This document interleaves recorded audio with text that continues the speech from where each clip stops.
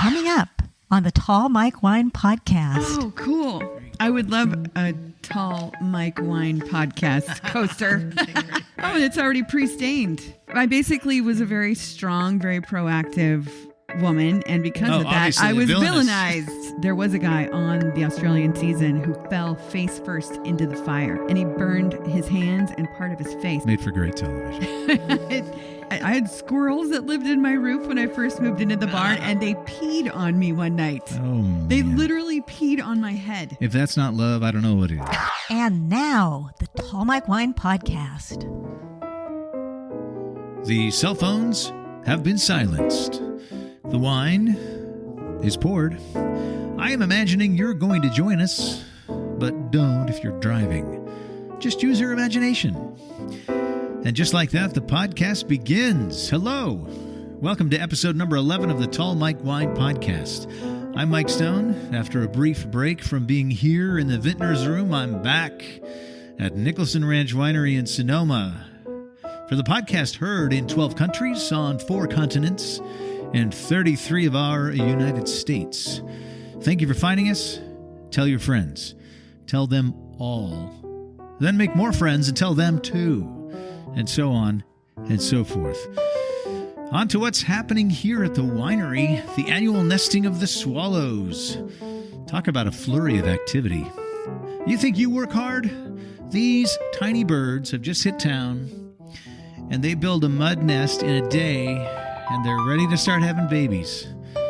That's pretty impressive. All right, it's time to introduce my guest. She, according to her Twitter bio, is, I'm quoting here, the original villainess of reality TV, actress, host, chef, jewelry artist, podcaster, wine lover. Those last 2 things are why she's here. But we're going to talk about the other things too. That's a lot of things. Let's figure out what it all means. Welcome to the podcast, Jerri Manthey. Hello. Welcome. Oh my goodness gracious.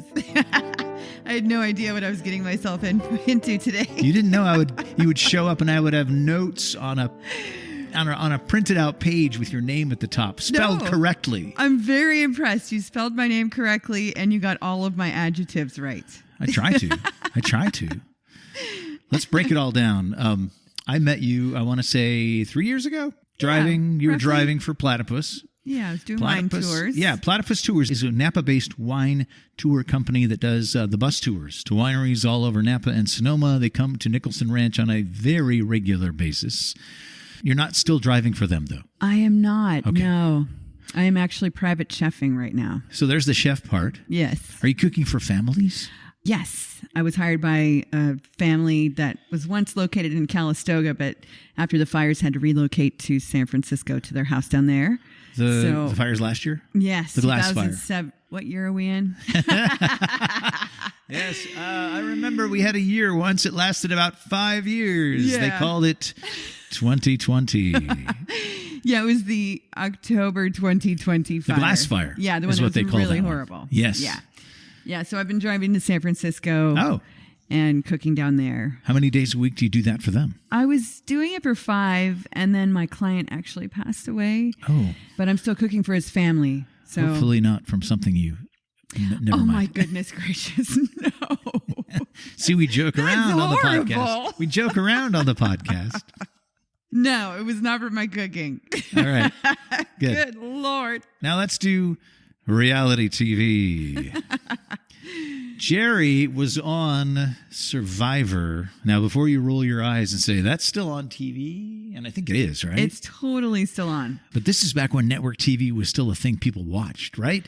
And a popular show could really shade the landscape of the country. A lot of people don't realize this.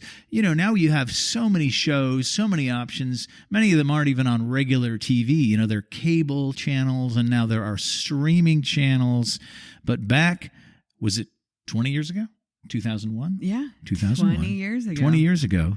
If you were on a hit show on network TV, a lot of people watched it. And Survivor created this thing, and I never watched it once because haven't been a TV person since the 90s.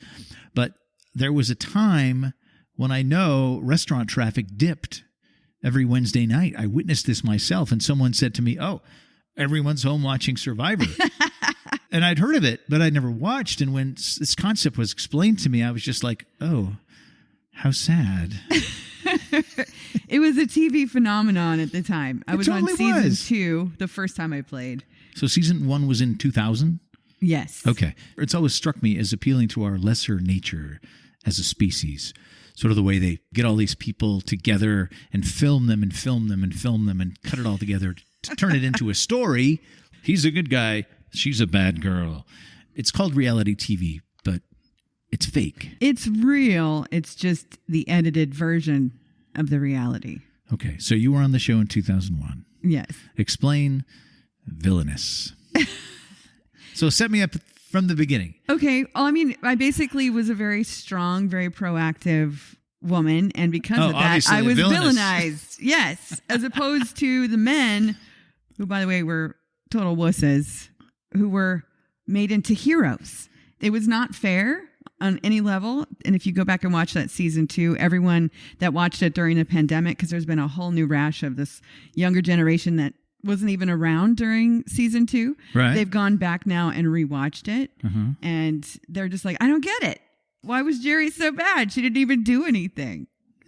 That shows you that as a society, things have changed, maybe for the better.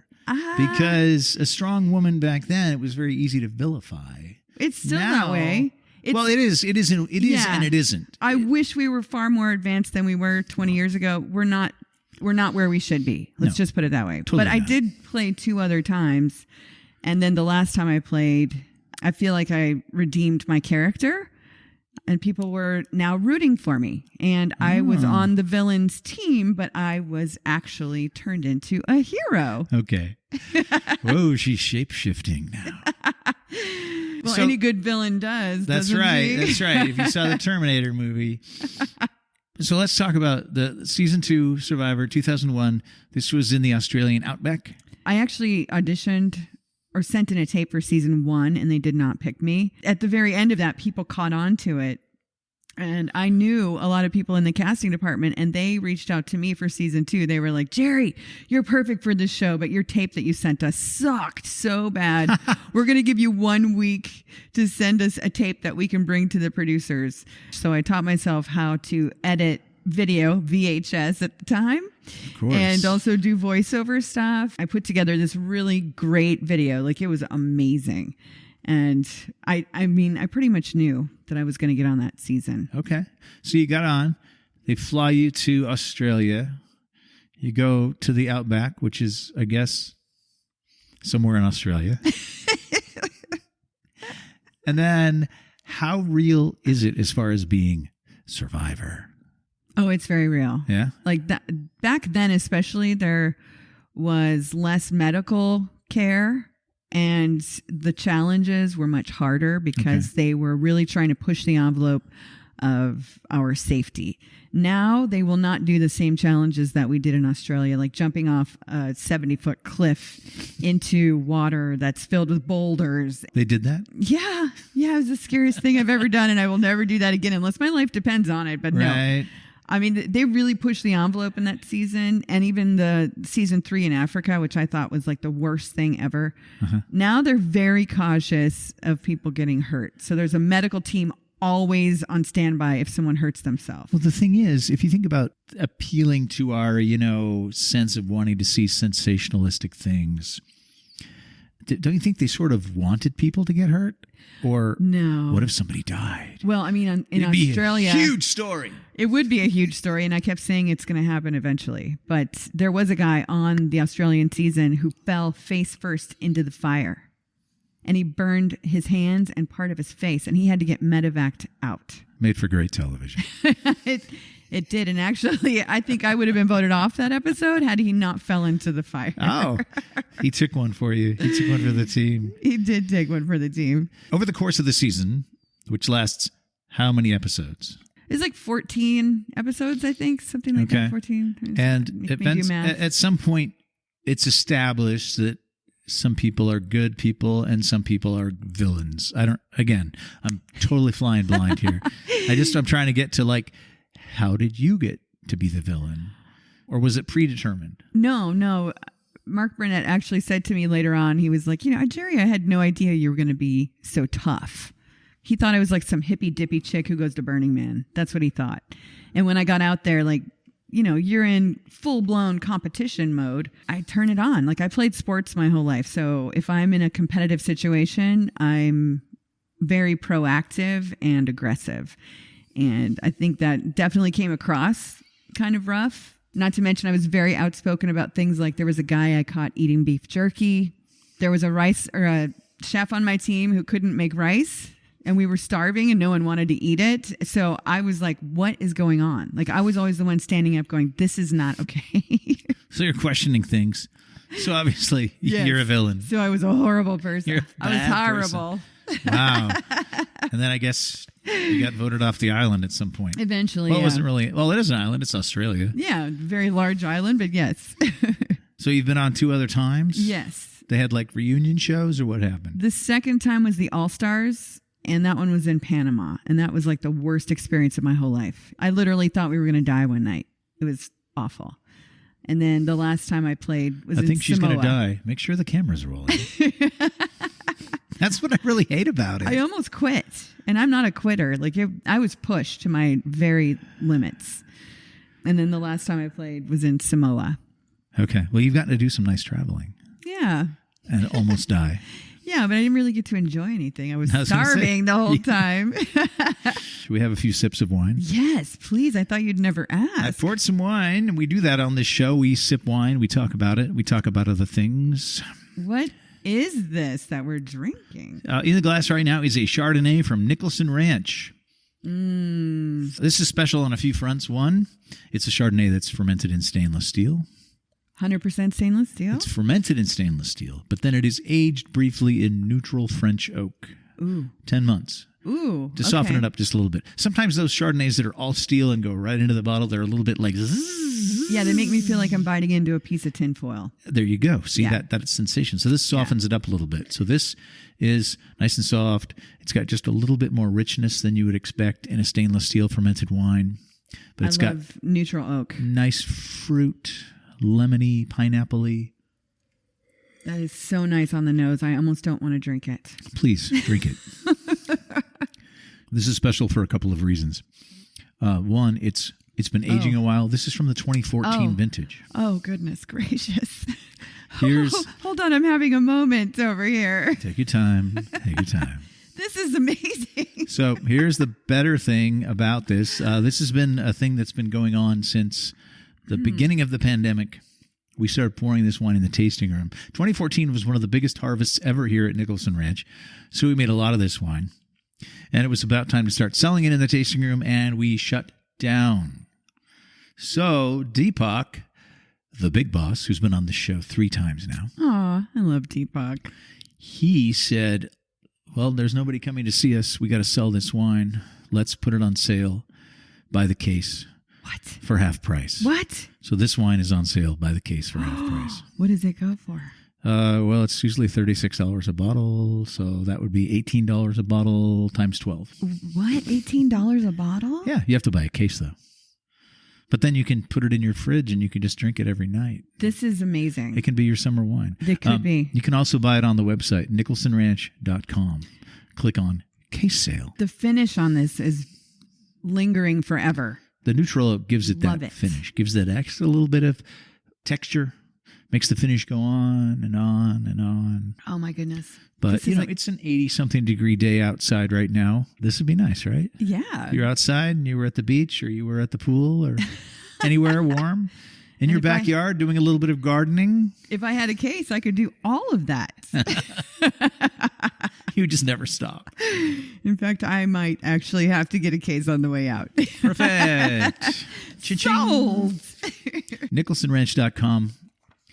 Click on Case Sale. Oh, nice. All right. Oh, and I just gave you your official coasters. Thank you. I'm very excited to have my very own Tall Mike Wine podcast coasters. It's so cool to have these coasters. Who did the artwork on that? So the artwork is done by a guy that I never met, by a guy that I contacted via the website Fiverr. I went on there and searched for podcast art. I sent this person a picture of me that looks a lot like that. And that cost me $15. For how many? No, $15 just for the design, just for the artwork. That's amazing. And it was ready to just upload onto the apps. So it's on the apps. It's my artwork on my podcast. I love it. If you'd like a few coasters, just send me an email, tallmikewine@gmail.com. I'll send you a few. They're really cool. Seriously, Mike. I love it. Thank you. This offer is limited. You look like the picture, like you're in this state of sensual, seductive smelling. That's my natural state. You have to like snap your fingers to get me out of that state. Yeah, you are in it. Thanks for coming on my podcast. Yeah, well, you'll have to come on mine. Exactly. I reached out to you because I saw you'd started your own podcast. Now, tell me why you started your own podcast. I think it really just became a need to have a place to talk about stuff and to encourage people to do what I was doing, which is if you have an idea for something, just do it. I knew nothing about podcasting. I just had been listening to quite a few of them. I became addicted to podcasts. There's so many great podcasts out there. It's amazing how many there are. I know. It's overwhelming. And what are some of your favorites? Let's see. One of them is called Snap Judgment. Okay. It's so well produced. There's music in the background, which I've noticed on yours. You are doing an excellent job with the music in the background. Thank you. Envious. I'm totally picking your brain when we're finished. So your podcast is called Hit the Ground Running with Jerri Manthey. Yes. I saw that it was called Hit the Ground Running, and I searched for it, and there's a couple other Hit the Ground Runnings. Not with Jerri Manthey. Not with Jerri Manthey. So and make sure, if you're searching for it, Hit the Ground Running, Jerri with an I, Manthey. Yeah, and when I put that name on there was no other one that I could find. It's a metaphor for my life, really. My whole life, I've done nothing but hit the ground running no matter what I do. Okay. I decide I'm going to do something, and I just go for it. With podcasting, after the pandemic, I felt like I needed to feel connected to people again. So it kind of became a way of sharing my journey and then also pulling people into that. Mm-hmm. And I encourage people to upload audio files of stories to share about different topics. And then I play those on the podcast as well and discuss them. Dating has come up so many times with dating apps specifically. Like that seems to be a topic that I just cannot. I listened to you ranting about it. I just can't. I think it was episode 2. Yeah, it's amazing why they don't work. They're not designed to work. They're designed to get you hooked. Just like Survivor. Well, they're not promising you're going to meet the love of your life on Survivor. True. They're promising that somebody's going to get hurt. We just can't tell you that. Someone's going to starve. Someone's going to get stabbed in the back. It's going to be great television. Yeah, but it's been a fun journey just to like learn how to do all the technical stuff first, which is yes. There's a learning curve there, but the only way to do it is to do it. Hit the Ground Running is basically your story intermixed with other people's stories. Yeah, I just had my first guest on this past week. She's also a podcaster. Her name is Jess Rothschild.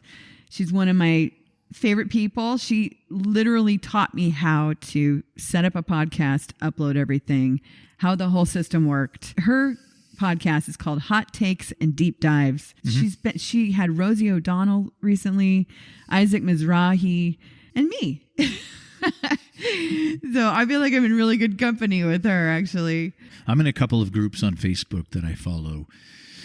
And it's just every day you get the questions, and it's a little bit repetitive because people that are new or at various stages of being new to podcasting have questions that you have when you're new. So these questions keep popping up, and Which ones comment. do you get? People want to know about audio editing. My favorite is when people jump right in. I'm uploading my first episode tomorrow. Now, how do I monetize? Oh my God. And they get soundly shouted down in the comments. Build some audience, build some content, make sure you have a good show. And then about 2 years later, maybe start thinking about monetizing. Yeah. That's one reason you haven't heard any commercials on this show. I'm not doing any of those. I'm going to read a commercial now.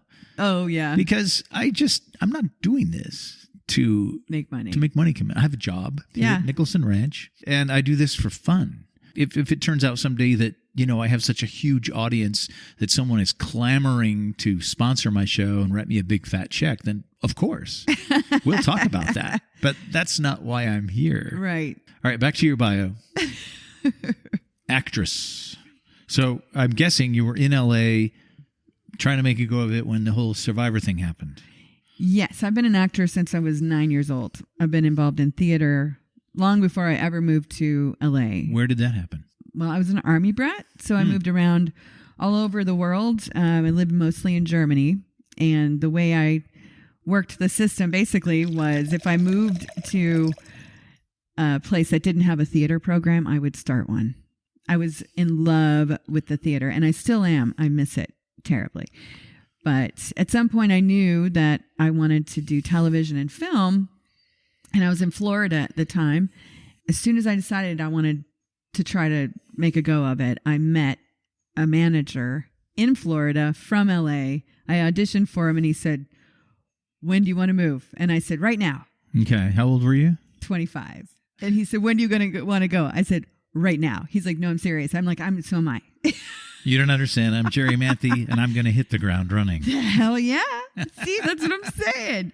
Yeah, so I literally sold everything I owned. I packed up my car. At 25 in Florida. Yeah. And you were out to LA. And I drove to LA. And how long before you were auditioning for the first Survivor season? That was in 95. The first Survivor didn't happen till, it was like 99, 2000. Okay, so 5 years later. Yeah, but I almost got on 90210 at one point. I had like 4 callbacks, and I'm like, oh my God, my life would have been so different. Wow.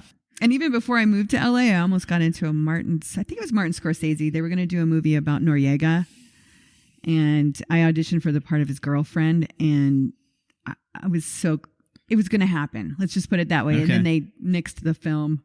Oh. So I've had a lot of near misses, which is really frustrating. So Survivor came along, and that kind of vaulted you into this world where people knew who you were. How did you end up here? Jerri lives in the Napa Valley. She lives in a barn, as far as I can tell from social media postings. I do live in a barn. Oh, it's so cold. Oh, the roof leaks. I'm like, why don't you move into a house? No, I had squirrels that lived in my roof when I first moved into the barn, and they peed on me one night. Oh, man. They literally peed on my head. If that's not love, I don't know what is. It's not love. It was wild game in my ceiling. I moved here 5 years and a couple of months ago. So after Survivor, were there acting things? I monetized the situation. I turned my 15 minutes of fame into about 5 hours. Okay, that's good. That's good conversion. I did a lot of TV, more reality TV shows, some sci-fi movies. I was walking red carpets, hanging out with real celebrities. Like I was living the dream. I accomplished what I moved to LA to do, although not in the way I originally planned, which was as an actress. Mm-hmm. A reality TV star in LA does not get the same respect. No. You're sort of like B-list. Yeah. Or C-list. Or D. Depends on who you ask. I didn't want to go there. Yeah. No, it was not what I wanted for myself. You're not considered to be the artiste that an actor is. Yes. Or a director. You're just sort of somebody who got lucky and it's just sort of a freak show kind of thing, right? Because reality TV is like a freak show. It is. I mean, it is definitely now more than ever. Yeah. At least Survivor did have some prestige at the time. Oh, it was huge. Yeah. It was a big deal. It was very hard to get out from under the reality TV rock, and I just made the best of it. And I kept reminding people, like, I'm an actual actress. I have been doing this since I was a kid, and I still feel like there's something there that I need to explore again at some point in my life, probably sooner than later because I'm getting older now. But one of my dream roles is Blanche in A Streetcar Named Desire. Okay. And I want to do that play I can so see bad. That. I can totally see that. Yeah, right? So at any time you could just be pulling up chalks here and back to Los Angeles. I don't ever want to live in LA again. No. You don't have to. I mean, there's lots of very successful actors that don't live in Los Angeles. They just go there for work. Right. I would be more than willing to do that. Stay in my barn here in Napa Valley and drive to LA or fly there whenever I need to. I'd be perfectly happy with. Well, and you can send people all the videos of yourself that you want. Casting via video is the whole new thing. Can I pour you some red wine now? Please do. It's beautiful. What a beautiful sound. I'm pouring for you a wine that comes from one of my favorite wine regions of the world. This is an Australian wine from the Barossa Valley. How appropriate, Australia. I didn't even think about that. I wish that I would have thought of that, but I didn't. I just pulled it out of the wine rack this morning and thought, oh, yes, I've been waiting to open this one for a while. Well, it is episode 11, and 11 is transformative. Is it? Yeah. Okay. This is from 2015. It's a Shiraz from the Barossa Valley. And they claim that the vines from the grapes that the vines grew on, or some of them are over 100 years old. Old vine fruit. Not much new oak. It spends 18 months in barrel. It's very old world smelling to me. Very. But it's very dense smelling. It's very astringent right off the bat. You get a lot of acid there? Yes. So this is called Dandelion Vineyards, and they work with a bunch of young winemakers. So there's no specific winemaker.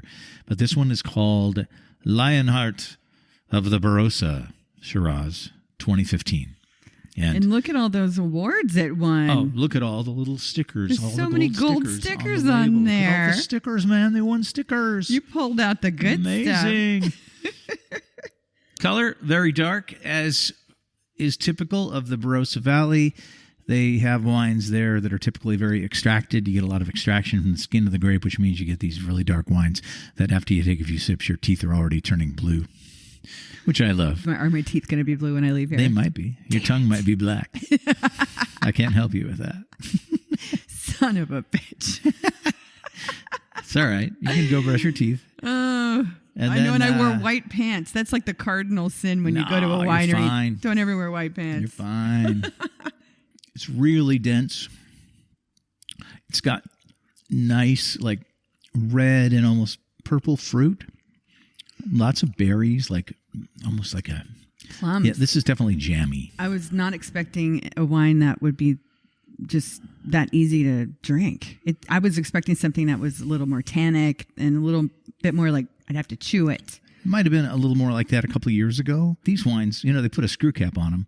In Australia, they're really big fans of the screw cap, even for the fancier wines. I find that the ones in the screw cap bottles that you typically would age 5 to 10 years, like you open them after 10 years, and it's like, this thing hasn't aged a day. That screw cap has given it like eternal life. Because no air gets in, not even a tiny little bit. Like with a cork, eensy bits of oxygen get in, and that's what helps the wine to age and mellow out. The screw cap, it's like, no air's getting in here. No air's getting in here. This is sealed and will be just as fresh when you open it 10 years from now. But it's so easy to drink. Like if it hasn't aged in the bottle. Well, it spent 18 months in barrel. Okay. So that smoothed it out quite a bit. Yeah.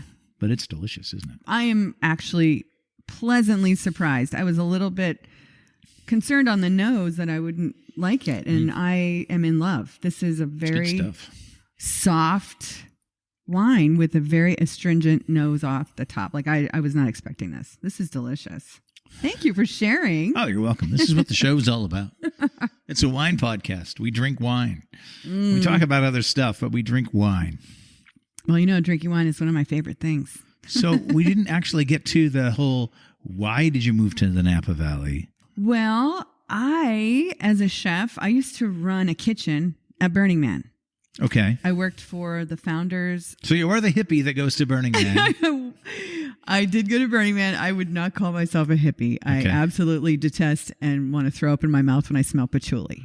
So to me, that's like the epitome of a hippie. I basically at Burning Man have been running a kitchen. I ran a kitchen there for like 8 years. Basically. Okay, so you're feeding people. Yeah, and it started with nothing. I worked from the ground up, very little budget. And what I did was I would recruit chefs from around the world year round to come cook in the kitchen because it started to grow to such a big thing. I couldn't cook it all myself. Like I was doing everything by myself for a while. And what I came to find out was at some point, all my chefs that were my favorites were all from Napa Valley. So I went through a horrible divorce, and I was just like done with LA. And my first thought was, where am I going to move next? And all of my good friends are up here already. So I packed up everything and I hit the ground running and I moved to Napa Valley. Jerri Manthey hit the ground running again. That's what I do, Mike. I'm telling you, it's what I do the best. So it was culinarily driven, your move to Napa. Yes, all my favorite chefs were up here who Okay. are also my best friends. I was just at a point in my life in LA. I'd been there for 21 years and I was looking around going, I don't really have any super close friends here. Mm-hmm. And I was at the point in my life where I wanted to be close to people I loved and trusted. That sounds very LA. I know. You know, Sadly. I lived here forever and I have one friend. Sadly, maybe. that is very true. That's why I was just like done with it. It's a very me-focused sort of environment. It's a selfish city.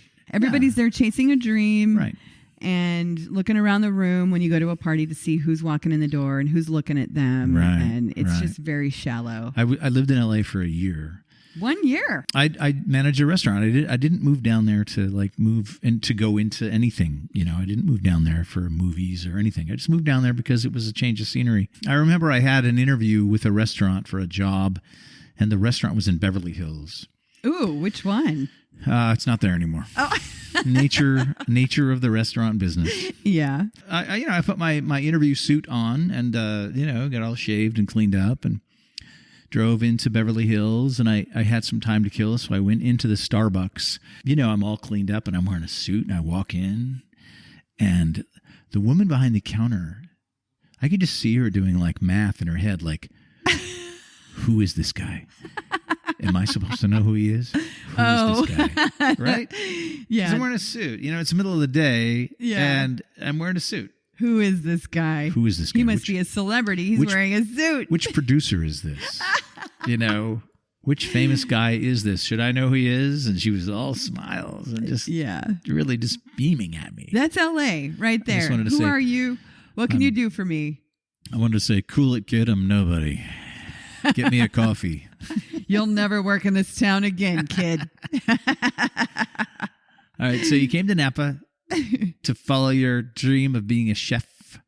Did you get to work in restaurants here?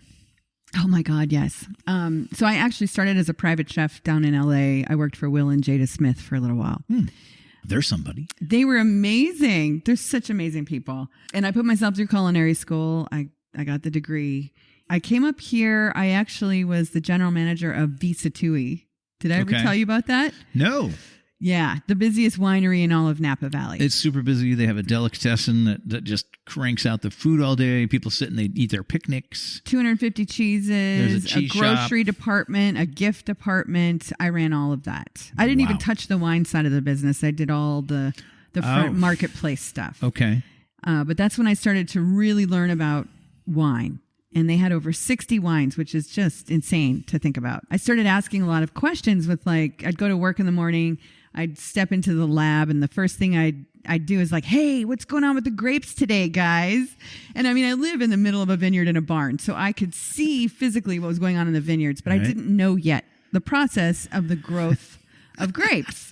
And see, so you're coming into the winery, and then people on the winemaking team, here she is again. She's going to ask us what's going on with the grapes. They loved me. And I brought my dog with me, Rocky, who's here with me right now. You might hear her in the background. Rocky is here in the vintner's room. She is a very small dog. She's tiny. But well behaved. And that's how I started to really become interested in the grape growing process. Meanwhile, running a crazy, insane winery, trying to keep everything. I was juggling plates, spinning plates. That was like the metaphor. She hit the ground place. running and her plates were spinning. That was the craziest job I've ever had, honestly. Okay. But I did eventually, a couple of years later, I also managed Oakville Grocery for a little while. Wow. These are two really busy people that come to Napa. They go there. They have to go there. Yeah. It's in all the magazines. It's in all the guides that say these are the things you have to hit. Yes. To make it real. And then I ended up GMing a restaurant called Archetype. By that point, I had already been doing tours for a bit, where I was also learning about the geography of the area and the soil types and the microclimates and all the things that this place is so magical. Like, I fell in love with it the more I got to know about it. So at this restaurant, I was in charge of the wine list. Oh, okay. So now you're the wine director at Archetype. Yes. And so probably my favorite part of the job, for sure, because wine, reps would come in with their bag of wine and try to convince me to put their wines on the list. Right. And I, of course, would be like, well, I think I'm going to have to taste it first. You're putting on your best villainous voice. I started out the day tasting wine. The wine list is all mine. Ha, ha, ha, ha, ha. Exactly. That's exactly how I was. All right. This is also something about me you should know. I've had like a million different kinds of jobs, and I've had them all for like a year. That's because you're always hitting the ground running. That's right. Yeah, that is. I want to learn as much as I can about everything. That's kind of my goal in life. All right. So when you leave the Vintners room today, and you hit the ground running, where are you going to go? And I'm speaking more metaphorically, like. What's in the future? Okay, I was going to say I'm probably going to go back to my barn and probably do a little bit of gardening. Yes, of course you are. It's a beautiful sunny day. I just planted my vegetable garden and it's... But what is your master villainous plan for the future? This wine's good, isn't it? It's so good. I can't stop drinking it. I should have brought some cheese. What was I thinking? Oh, man, there's cheese in the next room. The kitchen's right there. We might have to break into the kitchen. God, that's like that crazy question people always ask. Like, what do you see yourself doing in 5 years? Yeah, like, I hate that in 5 years thing. I'm like, well, what about in 6 years? What about like tomorrow? What I don't about even in know. 2 weeks? What if I have a weird dream tonight and all of a sudden I'm inspired in the morning to go move somewhere? Maybe I'll move to North Dakota. No, don't do that. You have to shovel your driveway if you can find it. Oh, God. All right. So what do you think might be happening? Oh, God. In the future? I love this podcast thing. And I know it's still the very beginning stages of it. I'm hoping that maybe that can go somewhere, or I don't know. I still toy with the idea of figuring out a way to get back into the acting world. Mm-hmm. That's my first love, always. Do you have an agent? I do not. Like, I literally left LA and left everything behind. But what I do see in my future is a lot of wine drinking. Let's hope so. Let's hope so. It's such a beautiful thing to share wine with someone. That's the thing about wine too. Drinking alone is sad to me, because when you open a great bottle of wine and it's truly delicious, it's almost sad that you have it there completely by yourself. No way, man. You want to talk about it? It's all for me. Oh, you'd make a great villain. You're inspiring me. Honestly, I don't know what I'm going to be doing in the future. All right. I fly by the seat of my pants. It's gotten me this far. I feel like I'm doing pretty good. You're doing something right. Thanks for coming on the podcast. Thanks for having me. This has been a true delight. And the wines have been delicious. It's amazing, isn't it? Yes. We live a pretty good life here. The Tall Mike Wine Podcast was conceived and is produced, edited, and maintained by yours truly. Recorded on a program called Audacity. I'll show you everything I know. And our host site is Buzzsprout. If you want to start your own podcast, I recommend both. Our theme music is composed by Jeremy Marzin. If you have feedback, questions, would like to suggest a guest, feel free to drop me a line, tallmikewine@gmail.com. Or if you want your own podcast coasters, write to me. To see everything we're doing, check out my Instagram at tallmikewine. Don't forget the gift that keeps on giving. Subscribe or follow us on your podcast app of choice. If that's Apple Podcasts, leave a review or just punch the 5-star button.